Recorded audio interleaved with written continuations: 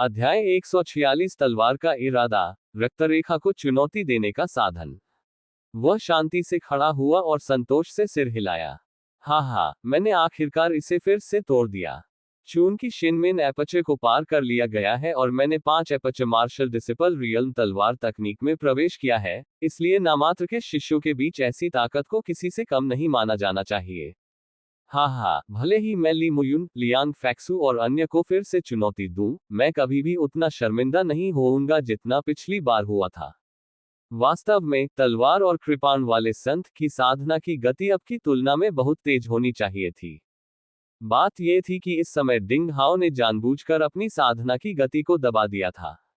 वह अच्छी तरह से जानता था कि यद्यपि 3 साल के वादे का दबाव बहुत ज्यादा था, लेकिन मार्शल आर्ट्स की ठोस नींव को मजबूत करना और क्षेत्र को बढ़ावा देना भी उतना ही महत्वपूर्ण था।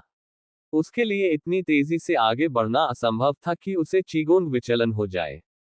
इसलिए हर बार जब वह किसी नए क्षेत्र में प्रवेश करता, तो डिंग हाओ हर छोटे क्षेत्र को पूरी तरह से पूरा करने के लिए सावधानीपूर्वक समेकित करने और अन्वेषण करने में थोड़ा समय लेता और फिर अगले क्षेत्र के लिए आगे बढ़ता।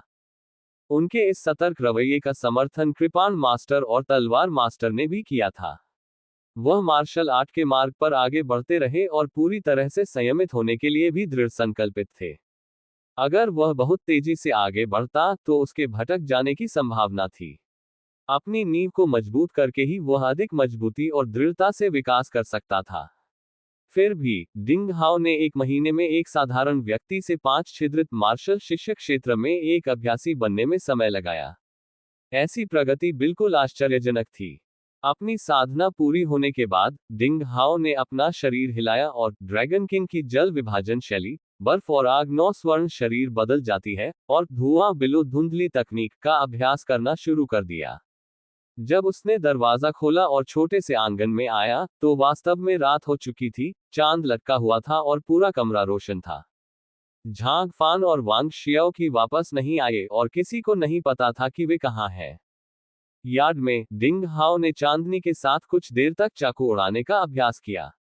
किसी तरह, अचानक उसके विचार कुछ दिन पहले वापस चले गए, 7वें रैंक के उन वंश योद्धाओं के साथ मुठभेड़ के बारे में। वे लोग कुल रैंकिंग में रहस्यमय शीर्ष 20 शिष्य थे। हालांकि डिंग हाओ उन वंश योद्धाओं की नैतिकता से बहुत निराश था, लेकिन इसका मतलब यह नहीं था कि डिंग हाओ वास्तव में इन लोगों के साथ तिरस्कार का व्यवहार करता था। वंश योद्धाओं का लाभ उनके प्राचीन काल के रक्त में निहित था।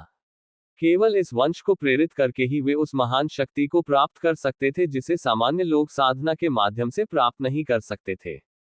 यह स्वर्ग से प्राप्त उपहार था। एक ही क्षेत्र में तथा 1 या 2 उच्च स्तरों पर प्रतिद्वंद्वियों का सामना होने पर, वंश योद्धा ऊपर की ओर जा सकता था तथा उसके पास रैंकों को दरकिनार करने की क्षमता थी। जाहिर है, अब तक युआन तियांगांग और अन्य लोगों का खून वास्तव में उत्तेजित नहीं हुआ था। इसलिए डिंग हाओ लड़ने के लिए आगे बढ़ने में सक्षम था। एक बार जब युआन तियांगन का रक्त उत्तेजित हो गया और उसने स्वर्ग प्रदत्त जादू कौशल में महारत हासिल कर ली, तब भी युद्ध का परिणाम निर्धारित करना कठिन था। यदि वह रक्तवंशी योद्धा की दिव्य भावना को समझना चाहता था, तो उसे रैंकों के माध्यम से आगे बढ़ने का रास्ता खोजना होगा। यह सोचते ही डिंग हाओ युआन तियानगांग द्वारा अपने चाकू से किए गए प्रहार के बारे में सोचने से खुद को रोक नहीं सका। चाकू ने हवा में एक अजीब सा मोड़ बनाया, जबकि उसकी हरकत इतनी अस्पष्ट थी कि लोग उसे समझ नहीं पाए। किंवदंती में चाकू के सार का भी संकेत था। अगर जेडजीयू ने अपनी लंबी तलवार से इस कृपाण को नहीं रोका होता, तो डिंग हाओ को शायद अपनी पूरी ताकत से इस वार से निपटना पड़ता। चाकू का सार, तलवार का इरादा। डिंग हाओ की आंखें चमक उठी जब उसे कुछ एहसास हुआ। मार्शल आर्ट के संदर्भ में, चाकू, सार और तलवार की मंशा जैसी चीजें जादू कौशल की श्रेणी में नहीं थीं, न ही उन्हें पूर्ववर्तियों के निर्देशों और सामान्य चालों या साधना पद्धति की तरह रहस्यों को सीखने से समझा जा सकता था। यदि वह इसमें निपुणता प्राप्त करना चाहता है, तो उसे केवल अपने भाग्य, अवसर और समझ को ही ध्यान में रखना होगा। इस दुनिया में, जन्मजात क्षेत्र में आदिम क्षेत्र के कई महान ग्रैंड मास्टर्स थे, जो चाकू, सार और तलवार की मंशा का अर्थ नहीं समझ सकते हैं। हालांकि, मार्शल डिसिपल रीलम या मार्शल सोल्जर रीलम में कुछ साधारण युवा शिष्य भी थे। उन्हें इस तरह की कृपाण तकनीक और तलवार तकनीक के अंतिम अर्थ को समझने का मौका मिला था। चाकू, सार और तलवार इरादे के बारे में सबसे प्रभावशाली बात न केवल उनके प्रदर्शन के समय अंतहीन शक्ति थी, बल्कि लोगों को असीमित रूप से रैंक के माध्यम से आगे बढ़ने में मदद करने का कार्य भी था। इसकी शक्ति रक्तरेखा से कम नहीं थी। इस तरह कोई भी रक्त वंश के विरुद्ध लड़ सकता है। युगों युगों से जिस किसी ने भी चाकू की धार या तलवार की नीयत में महारत हासिल कर ली थी, वह अंततः अपने देश में प्रभुत्वशाली बन गया, और वह हमेशा एक विश्व प्रसिद्ध अद्वितीय प्रतिभाशाली व्यक्ति रहा। मैं तलवार की मंशा और तलवार के सार में महारत हासिल करना चाहता हूं, और मैं तलवार और कृपाण का संत बनकर जीना चाहता हूं। फ्रोजन पीक पर 3 साल की लड़ाई के बाद म्यू तियानयान को हराने की संभावना बहुत अधिक होगी। डिंग हाओ ने अपने हाथ भींच लिए। बच्चे, यह एक अच्छा विचार है। अब आपके पास केवल मार्शल आर्ट, शिलालेख और अमृत है जिसका उपयोग आप एक ही समय में कर सकते हैं ताकि आप थोड़े समय में म्यू तियानयान को पकड़ सकें। हालांकि मेरा मतलब आपको नीचा दिखाना नहीं है। तलवार सार और चाकू सार को समझना इतना आसान नहीं है, ये बस होता है। तलवार मास्टर ने डिंग हाओ के विचारों को महसूस किया और अपने मन में कहा, हाँ, तलवार मास्टर सही कह रहे हैं। लिटिल चैप डिंग, तलवार का इरादा और चाकू का सार शब्दों के माध्यम से समझने योग्य कुछ भी नहीं है। भले ही हम दोनों ने किसी ऐसे व्यक्ति को देखा हो जिसने इन 2 प्रकार के अद्वितीय कौशल का उपयोग किया हो, वे इसे आपको नहीं दे सकते। अब तक दुनिया में 2 अद्वितीय कौशल की कोई साधना तकनीक नहीं है। ये केवल एक संयोग है कि कई प्रतिभाशाली लोगों ने उन्हें महारत हासिल की है। उन्होंने गलती से साधना की प्रक्रिया में उन्हें महारत हासिल कर ली, और प्रत्येक का अपना भाग्य है। पालन करने के लिए कोई कानून नहीं है। कृपाण मास्टर मदद नहीं कर सका लेकिन डिंग हाओ को याद दिलाया। डिंग हाओ ने सिर हिलाया, मुझे पता है। लेकिन सामान्य तौर पर मुझे अभी भी इसे आजमाना होगा। अन्यथा आपने ये भी कहा कि म्यू तियानयांग एक रक्त योद्धा हो सकता है। मेरे तलवार और कृपाण वाले संत होने का लाभ साधना में है, लेकिन मेरी साधना का समय उससे कम है। अगर मैं सफलता की संभावना बढ़ाना चाहता हूं, तो मुझे कोई दूसरा रास्ता खोजना होगा। ठीक है, तुम में हिम्मत है। चूंकि लिटिल चैप डिंग ने ऐसा कहा है, इसलिए हम तुम्हारा समर्थन करते हैं। सेबर मास्टर और स्वॉर्ड मास्टर दोनों ने इस पर कुछ देर चर्चा की और महसूस किया कि यह एक व्यवहार्य समाधान था। बेटा, मेरे पास वाकई एक स्मृति अंश है, जिसमें एक बार अनजाने में एक विशेषज्ञ का रिकॉर्ड दर्ज हो गया था, जिसने प्राचीन काल के तलवार के इरादे में वास्तव में महारत हासिल की थी। शायद यह आपकी मदद करेगा। अपना दिल खोलो और थोड़ी प्रेरणा पाओ।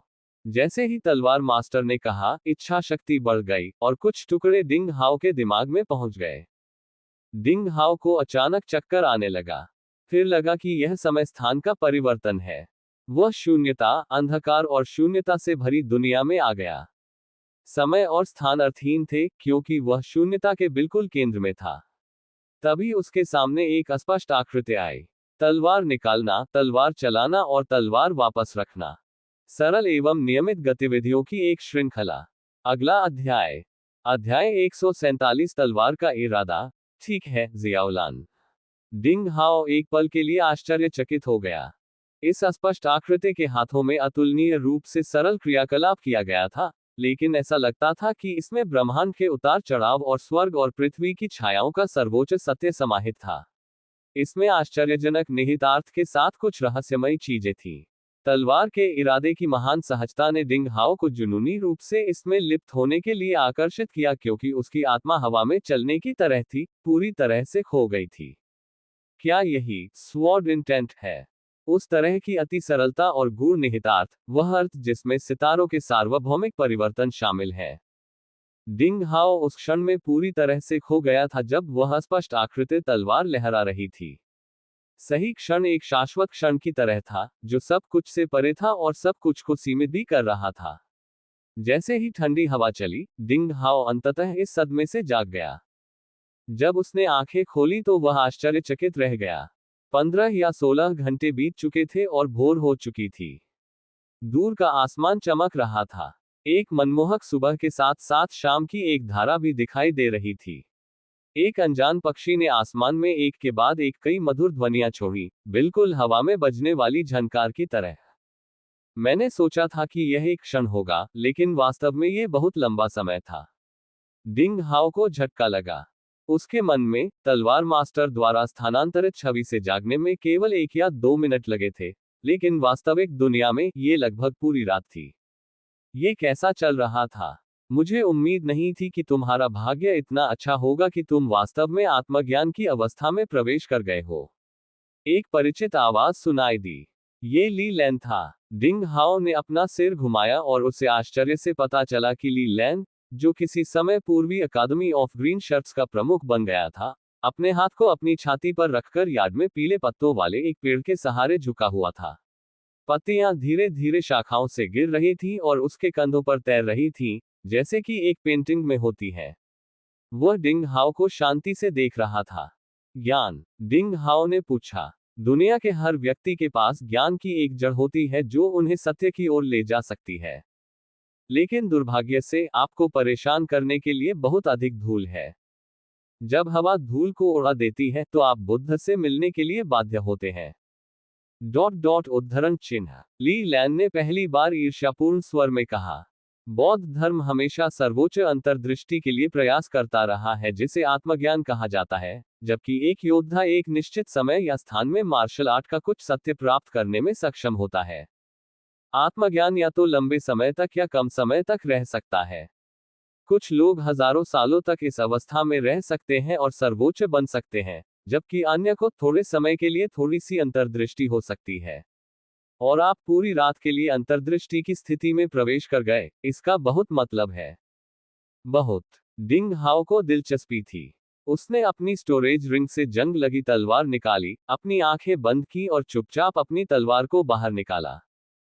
हिस। जंग लगी तलवार शून्य को चीरती हुई निकली, चीखने की आवाज नहीं, बल्कि कपड़े के टूटने की हल्की सी आवाज आई। तलवार की धार के निशान में कुछ अस्पष्ट इरादा था, लेकिन यह उस तलवार इरादे से बहुत दूर था जिसकी डिंग हाओ को उम्मीद थी। ली लैन अचानक चौंक गया। वह कुछ कदम आगे बढ़ा और उसके कंधों पर पड़ी पीली पत्तियां गिर गईं।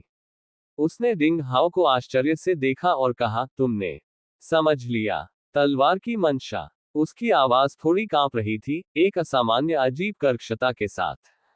अभी भी बहुत आगे जाना है। मैंने बस यंत्रवत नकल की है। ये स्वॉर्ड इंटेंट नहीं था। डिंग हाओ ने अफसोस से अपना सिर हिलाया। तलवार की मंशा को समझना इतना आसान नहीं था। लाखों सालों से, लाखों करोड़ों प्रतिभाशाली लोगों में से केवल मुट्ठी भर लोगों ने ही तलवार के इरादे पर सही मायने में महारत हासिल की थी। अन्य जिन्होंने तथाकथित तलवार के इरादे पर महारत हासिल करने का दावा किया, उन्होंने केवल इसकी सतह को खरोंच दिया। अगर डिंग हाओ ने इसे रातों रात समझ लिया, तो ये बहुत अतिशयोक्ति होगी। हालांकि उसने इसे सही तौर पर समझा है, ये कुछ हद तक दिलचस्प है। ली लैन ने डिंग हाओ को उलझन से देखा क्योंकि उसके दिल में एक सदमा अभी भी खत्म नहीं हुआ था। डिंग हाओ ने अजीब तरह से पाया कि ली लैन में तलवार इरादे के लिए आम लोगों की तुलना में ज्यादा भावना थी। अन्यथा, अपने शांत और अलग स्वभाव के साथ, इसे देखने के बाद उसका चेहरा कैसे रंगीन हो सकता था? क्या हुआ? ली लैन को स्पष्टतः यह एहसास हो गया कि वह अच्छा व्यवहार करना भूल गया है। वह एक छोटा कदम पीछे हटा और अपने कंधे से एक पीला पत्ता झटक दिया। उसकी नजर फिर से सामान्य हो गई। उसने कहा, मैं कल रात आया था और पाया कि तुम आत्मज्ञान की अवस्था में प्रवेश कर चुके हो। वांग शियाओ की, झांग फैन और दूसरे लोग जिन्होंने तुम्हें जगाने की हिम्मत नहीं की, और वे पूरी रात तुम्हारे साथ रहे। आज सुबह मैंने उनसे सुबह की कसरत करने के लिए कहा और फिर सीधे कक्षा में चला गया। तुम कल रात आए थे। एक रात रुके थे। डिंग हाओ आश्चर्यचकित था और तुरंत मुस्कुराया। प्रमुख मुझे ढूंढ रहे हैं। क्या तुम्हें मुझे कुछ बताना है? बेशक। ली लैन को डिंग हाओ की मजाक मस्ती की आदत नहीं थी।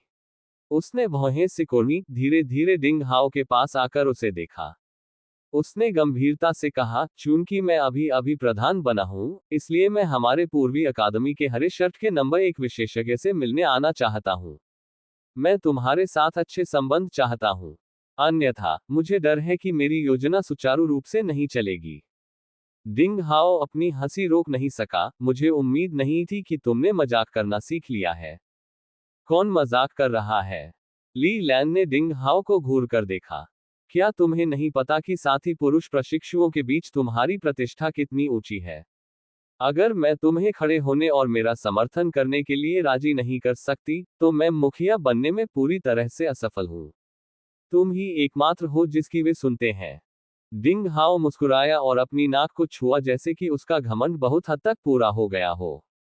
ली लैन ने नाक सिकुड़ते हुए कहा, क्या क्या तुम्हें इसका पछतावा है? क्या मुझे तुम्हें ये पद वापस कर देना चाहिए? डिंग हाओ अंततः हंसने से खुद को रोक नहीं सका। अरे, तुम सच में मजाक कर रहे हो? ठीक है, आगे बढ़ो। मैं तुम्हारा समर्थन कैसे कर सकता हूँ? मुझे पूरी कोशिश करनी चाहिए। अरे, अपने आप को देखो। मुझे सच में लगता है कि तुम एक महिला हो। ली लैन ने उसकी ओर देखा और ठंडे स्वर में कहा, तुम्हारा मजाक वाकई मजेदार नहीं है। दूसरी 5 अकादमियों की प्रतियोगिता आने वाली है।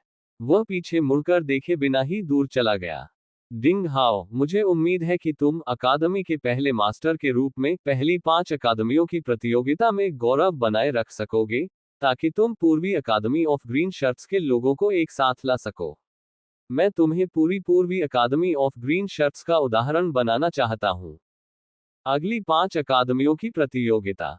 चिंता मत करो। डिंग हाओ आत्मविश्वास से भरा हुआ था और मुस्कुराते हुए बोला, अरे जियाउलान, धन्यवाद।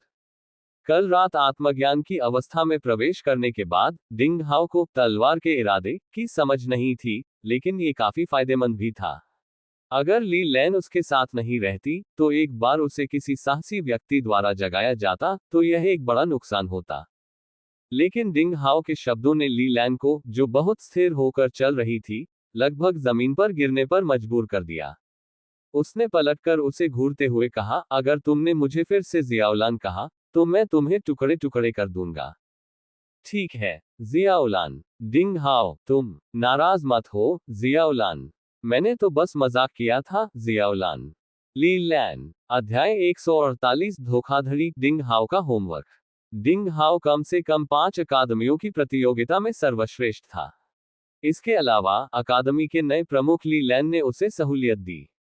शिक्षकों द्वारा उसे कभी कभार सुबह के व्यायाम में भाग न लेने के लिए जिम्मेदार नहीं ठहराया गया।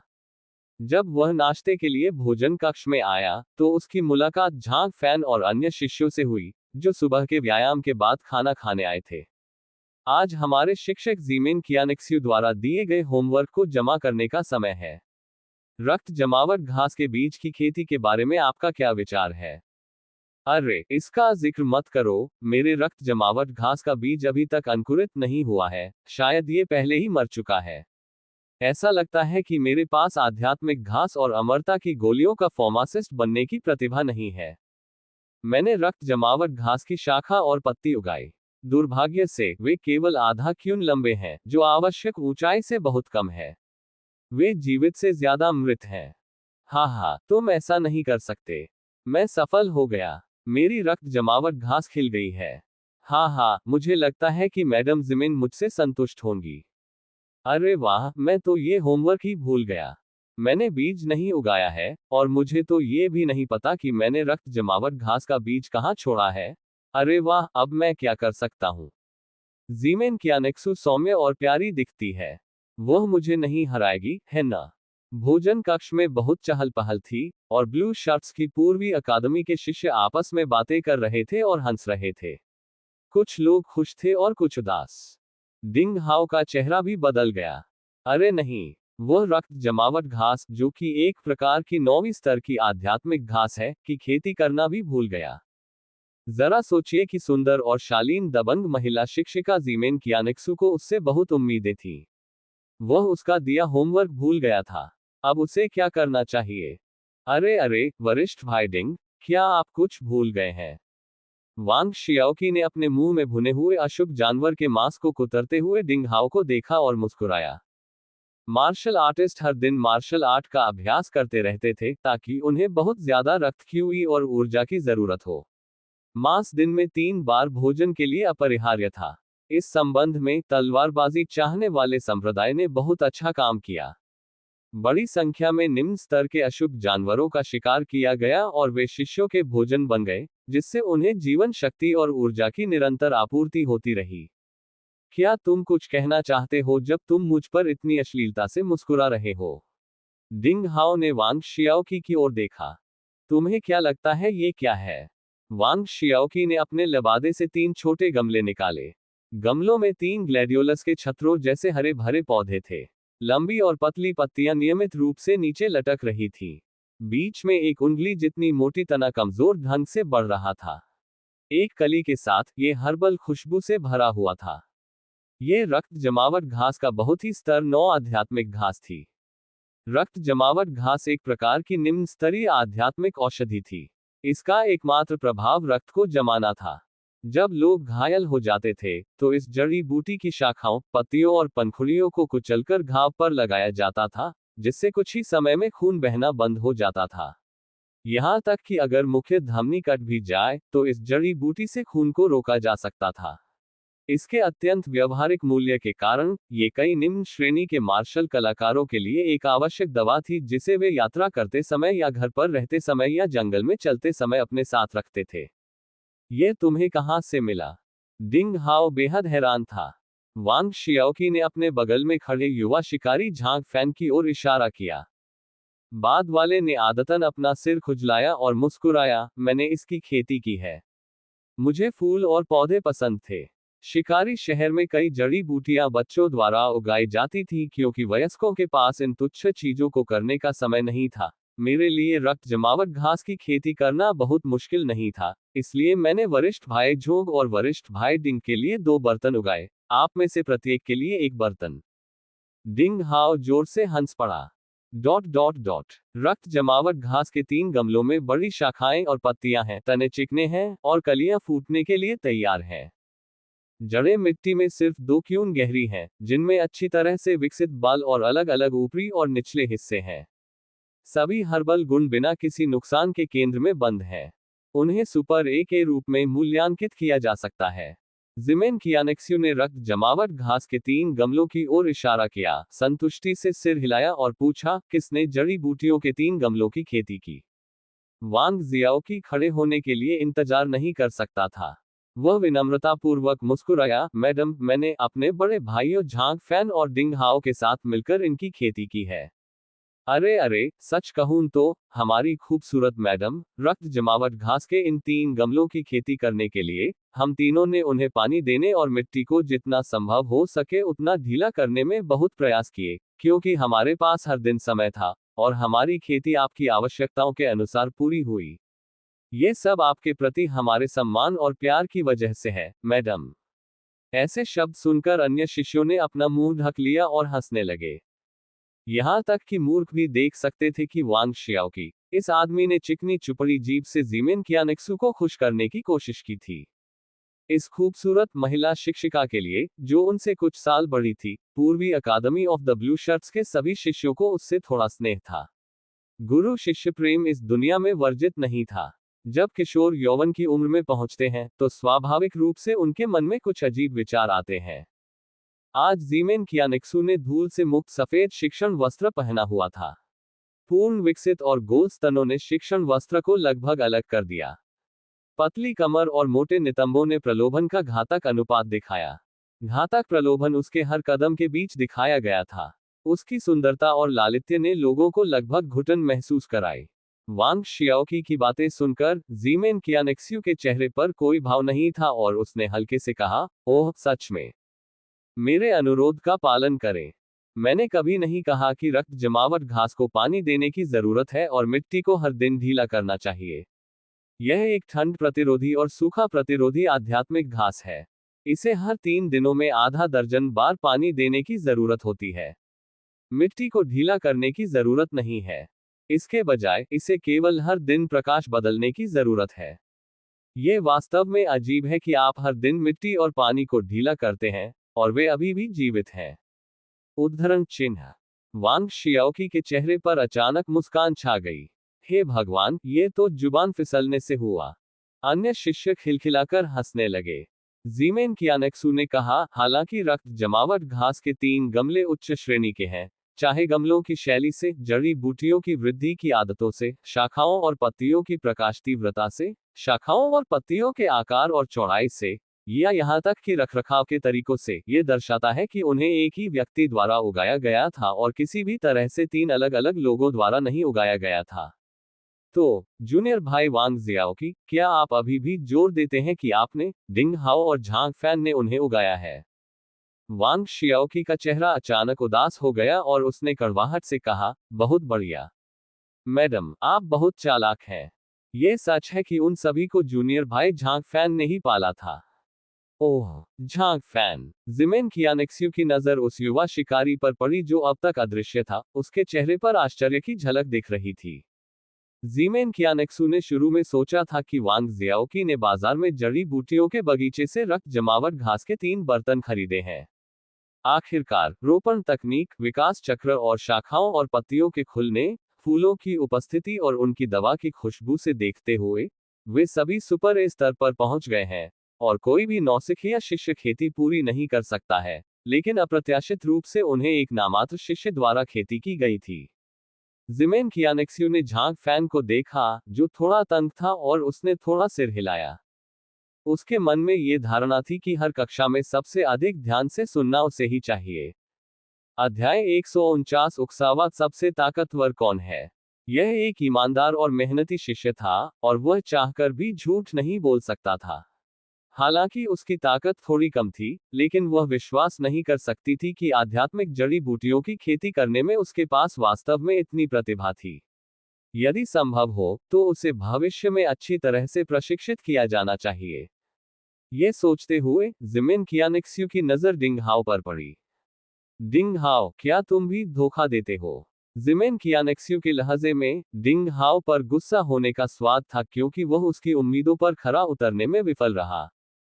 ब्लू शर्ट्स की पूर्वी अकादमी के सभी शिष्य देख सकते थे कि सुंदर और सुरुचिपूर्ण शिक्षक जिमेन कियानेक्स्यू को डिंग हाओ के लिए विशेष चिंता थी।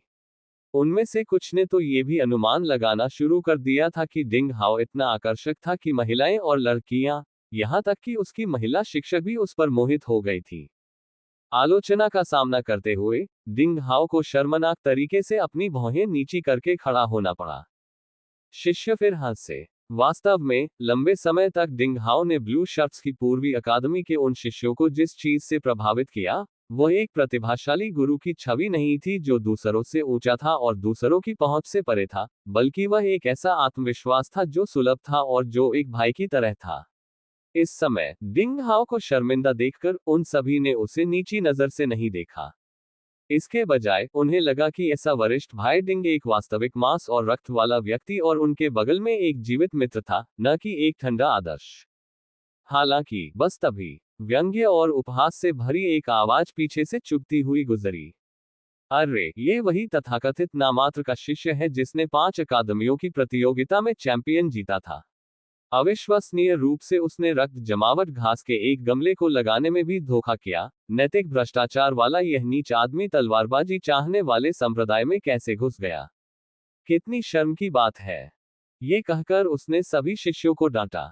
आश्चर्य से भीड़ गुस्से से भर गई और एक समान रूप से पीछे की ओर देखने लगी जहां से आवाज आ रही थी। किसी को पता ही नहीं चला कि कक्षा के पिछले दरवाजे पर अहंकार से भरी 3-4 आकृतियां कब प्रकट हो गईं। ये लोग 14 या 15 साल के थे, और उनकी उम्र नामात्र शिष्य की होनी चाहिए, लेकिन उनके कपड़ों से पता चलता था कि वे न तो ब्लू शर्ट्स की पूर्वी अकादमी से थे और न ही अन्य 4 अकादमियों से। वे बहुत ही साधारण तरीके से कपड़े पहने हुए थे। 4 आदमियों की क्यूई एक बेहद मजबूत तरीके से तिरस्कारपूर्ण हवा के साथ उतार चढ़ाव कर रही थी। ब्लू शर्ट्स की पूर्वी अकादमी के शिष्यों को देखकर ऐसा लग रहा था कि सम्राट ऊपर हवा में भिखारियों के एक समूह को देख रहा था। उनका मुखिया 14 साल का किशोर था, दुबला पतला और बहुत सुंदर। उसकी तलवार के आकार की भौहें मंदिरों में झुकी हुई थीं, ततैया की कमर के साथ बंदर जैसा कंधा, पतली भुजाएं, विशेष आकार की और बाएं और दाएं कमर में लटकती हुई तलवारें, प्रत्येक तरफ एक, और प्रत्येक हैंडल पर एक छोटी सुनहरी घंटी लगी हुई थी। जैसे जैसे वह कदम दर कदम आगे बढ़ता गया, सुनहरी घंटी एक स्पष्ट झनकार वाली ध्वनि उत्पन्न करती गई, एक बहुत ही अजीब लय के साथ, जैसे सभी लोगों के दिलों में एक झनकार गूंज रही हो, और सभी लोगों के दिलों को एक साथ धड़कने पर मजबूर कर रही हो। नीली शर्ट्स की पूर्वी अकादमी के शिष्यों में से कुछ कमजोर ताकत वाले लोग तुरंत पीले पड़ गए। ये स्पष्टता ध्वनि तरंग जैसा एक अत्यंत प्रभावशाली साधना कौशल था। गुंजन। डिंग हाओ ने ठंडे स्वर में गुनगुनाया। उसकी गुनगुनाहट में 5 छिद्रित मार्शल शिष्य क्षेत्र की शक्ति समाहित थी, जो चारों ओर फैलती हुई क्यूई शक्ति के साथ मिश्रित थी। घंटी की लय तुरंत ही गड़बड़ा गई, जिससे उसका लोकोन्मुख आकर्षण समाप्त हो गया। बहुत से लोग चिल्ला उठे और तभी उन्हें होश आया। अप्रत्याशित रूप से डिंग हाओ और अन्य लोग इस तरह मूर्ख बन गए कि वे सुनहरी घंटी की लय से लगभग घायल हो गए। ये ध्वनि तरंग का एक भयानक गुप्त कौशल था। ये 4 लोग कौन थे? युआन तियांगांग, तुम यहाँ क्या कर रहे हो? डिंग हाओ धीरे से अपनी सीट से बाहर चला गया। चारों किशोर सभी रक्तवंशीय योद्धा थे, और वे उन महान शिष्यों की गुरु सूची में शीर्ष 20 में थे जिनके नाम शामिल किए गए थे। संप्रदाय में प्रवेश करने के बाद से वे सभी सामान्य नामात्र के शिष्यों से ऊपर थे। मुखिया युआन तियांगंग था, जिसका कुछ दिनों पहले 7वीं सीढ़ी क्षेत्र में डिंग हाओ के साथ संघर्ष हुआ था। युआन तियांगंग के साथ किशोर के साथ एक मोल, वांग योंग और अन्य लोग थे। क्या करें? बेशक, मैं आपसे मिलने आता हूँ। वांग योन का काला तिल फड़क उठा और उसने एक जबरदस्ती मुस्कुराहट के साथ कहा, हम क्लास में हैं। यहाँ से तुरंत चले जाओ। डिंग हाओ को बुरा लग रहा था, और लोगों का ये समूह अच्छा व्यवहार नहीं कर रहा था। जाहिर है, वे परेशानी खड़ी करने आए थे। डिंग हाओ उनके प्रति बिल्कुल भी दयालु नहीं होगा। युआन तियानगांग ने डिंग हाओ की चेतावनी पर ध्यान नहीं दिया। उसकी नजर डिंग हाओ पर पड़ी और पोडियम पर खड़ी जिमेन कियानिक्सू पर गई। अचानक उसके अंदर एक आश्चर्यजनक भाव उभरा और बहुत जल्द ही उसकी नजर नग्न महिला के प्रति प्रबल अधिकार की भावना में बदल गई। ऐसी अभिव्यक्ति बस उसकी संकीर्ण आंखों में चमकी, लेकिन इसे डिंग हाओ ने पकड़ लिया। ओह, मैं कल्पना भी नहीं कर सकता कि साधारण शिष्यों के समूह में इतना सुंदर और शिष्ट शिक्षक हो। युआन तियांगांग ने अपना सिर हिलाया और धीरे से मुस्कुराया, आपका नाम क्या है, मैडम? मुझे लगता है कि आप हर दिन इस बेवकूफ और नीच कचरे के समूह का सामना करते करते थक गई हैं।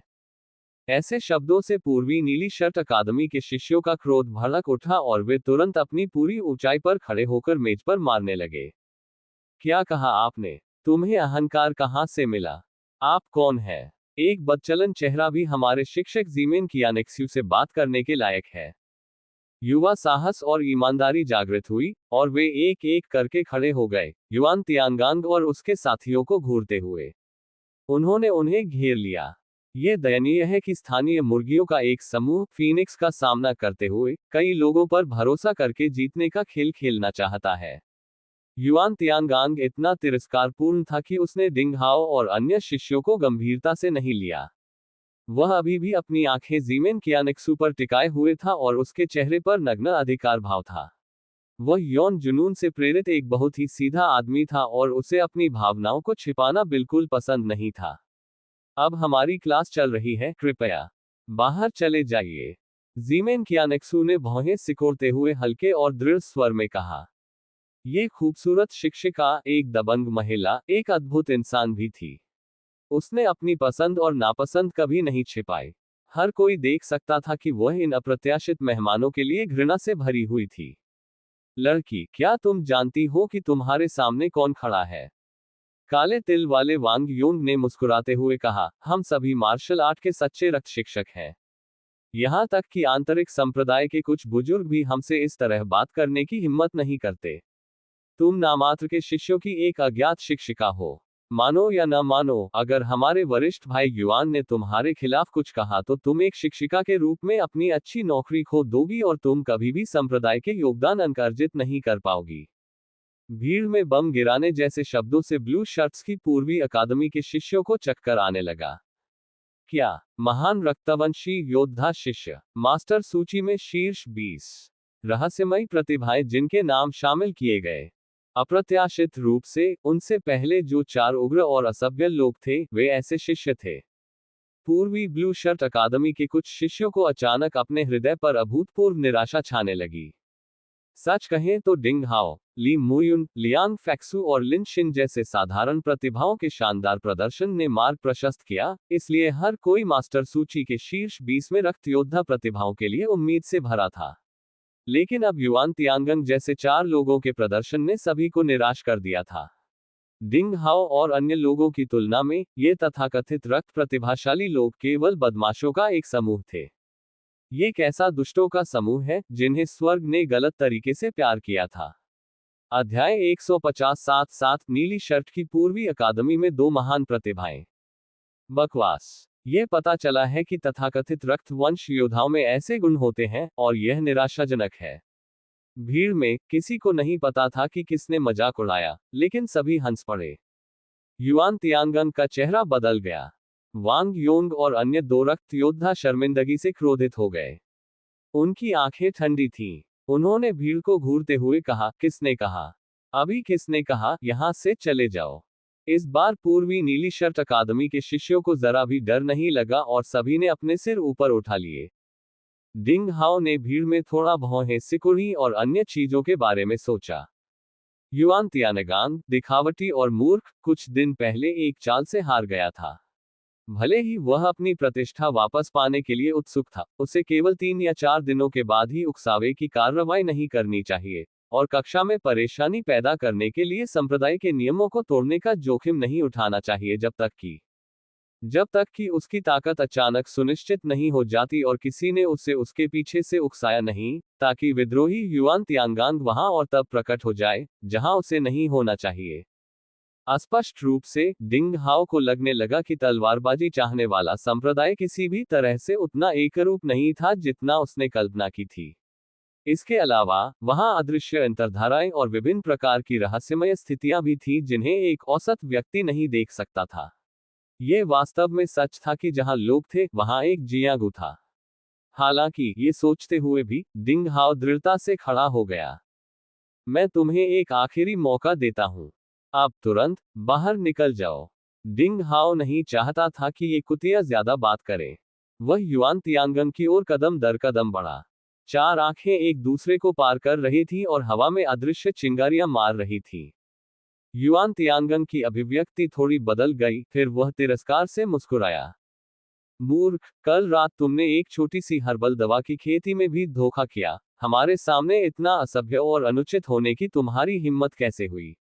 मैं तुम्हें बता दूं ताकि तुम जान सको कि तुम 3 दिन पहले चुपके से हमला करने के कारण जीते थे। आज मैं तुम्हें ऐसा मौका नहीं दूंगा। इसके अलावा मैं वह नहीं हूं जो मैं 3 दिन पहले था, क्योंकि ऐसे शब्द बोलते हुए वह विजयी हंसा और अचानक अपना रौबदार अंदाज बदल दिया। हाँ, क्योंकि अब मैंने अपने शरीर में भगवान के खून को उत्तेजित कर दिया है। भीड़ में जयघोष की ध्वनि गूंज उठी। परमेश्वर के लहू को उत्तेजित किया। क्या ये सुंदर और उग्र व्यक्ति एक साधारण व्यक्ति से महान शक्ति वाले एक महान योद्धा में तब्दील हो गया है? डिंग हाओ ने भौहें सिकोड़ी। इस समय उसे युआन तियानगन के शरीर में एक अजीब सी शक्ति महसूस हुई। यह कोई साधारण क्यूई उतार चढ़ाव नहीं था, बल्कि एक बहुत ही तेज और बहुत ही उच्च श्रेणी और शक्ति का स्तर था। क्यों? क्या तुम्हें भी ऐसा लगता है? युआन तियानगन के मुंह के कोने मुड़े हुए थे और उसकी अवमानना और भी स्पष्ट थी। डर। आज इन मूर्खों के सामने जो तुम्हारी पूजा करते हैं, मैं तुम्हें अपने पैरों तले रौंदने जा रहा हूं ताकि हर कोई जान सके कि मेरे सामने तुम जैसा नकली प्रतिभाशाली व्यक्ति मेरे जूते उठाने के भी लायक नहीं है। सच में? तो फिर चलो एक कोशिश करते हैं। डिंग हाओ की आंखें ठंडी हो गईं। माहौल अचानक तनावपूर्ण हो गया। लड़ाई आसन थी। रुको, तुम चारों अब यहां से चले जाओ। जीमेन कियानिक्स्यू जल्दी से डिंग हाओ के पास पहुंची और जाहिर तौर पर उसे चिंता थी कि डिंग हाओ और अन्य लोग सुरक्षित नहीं होंगे। सुंदर महिला शिक्षिका ने अपने नाजुक शरीर से अपने छात्रों को अपने पीछे रखा। युआन तियानगांग और उसके साथियों को सुंदर आंखों से चुपचाप देखा और दृढ़ता से कहा, मैं संप्रदाय की कानून प्रवर्तन टीम को बताऊंगी कि आज क्या हुआ था। हालांकि आप रक्त संबंधी योद्धा शिष्य हैं, लेकिन आपको शिक्षण कक्षा में बाधा डालने के लिए दंडित किया जाएगा। दंड? हा। युआन तियानगांग और उसके साथी एक दूसरे को देखकर रहस्यमय ढंग से हंसने लगे। एक बूढ़ी मुर्गी अपने चूजों की रक्षा कर रही है। यह सबसे मजेदार चुटकुला है जो मैंने कभी सुना है, मूर्ख महिला। क्या तुम जानती हो कि एक रक्त योद्धा क्या होता है? क्या तुम एक रक्त योद्धा का मूल्य जानती हो? क्या तुम जानती हो कि मैं तलवारबाजी चाहने वाले संप्रदाय में क्यों शामिल हुई? यह एक आंतरिक कोर बुजुर्ग था जिसने मुझसे 3 या 4 बार बहुत विनती की, इससे पहले कि मैं अन्य संप्रदायों के निमंत्रण को अस्वीकार करूं और अनिच्छा से तलवारबाजी चाहने वाले संप्रदाय में शामिल हो जाऊं। मूर्ख महिला, मेरा विश्वास करो या नहीं, मैं तुरंत तुम्हें तलवारबाजी चाहने वाले संप्रदाय से निष्कासित कर दूंगा। अनियंत्रित, सरासर अहंकार। नीली शर्ट वालों की पूर्वी अकादमी के सभी शिष्य क्रोध से भड़क उठे। इस तरह की बात तलवारबाजी चाहने वाले संप्रदाय का अनुयायी क्यों बन गया? उसके हृदय में संप्रदाय के प्रति कोई निष्ठा या तलवारबाजी चाहने वाले संप्रदाय का शिष्य होने का कोई गर्व नहीं था। जीमेन कियान का सुंदर और सुंदर चेहरा अभी भी शांत था। वह एक तरह की ठंडी आंखों से चुपचाप इंतजार कर रही थी जिससे युआन तियांगन को अचानक ऊब और शर्मिंदगी महसूस हुई जब तक कि वह हंसना बंद नहीं कर दिया। फिर उसने धीरे से कहा, मुझे विश्वास नहीं होता। वह एक दूसरी दुनिया की औरत लग रही थी। इस शांत उदासीनता के सामने सारी धमकियां और अहंकार अश्लील हो गए।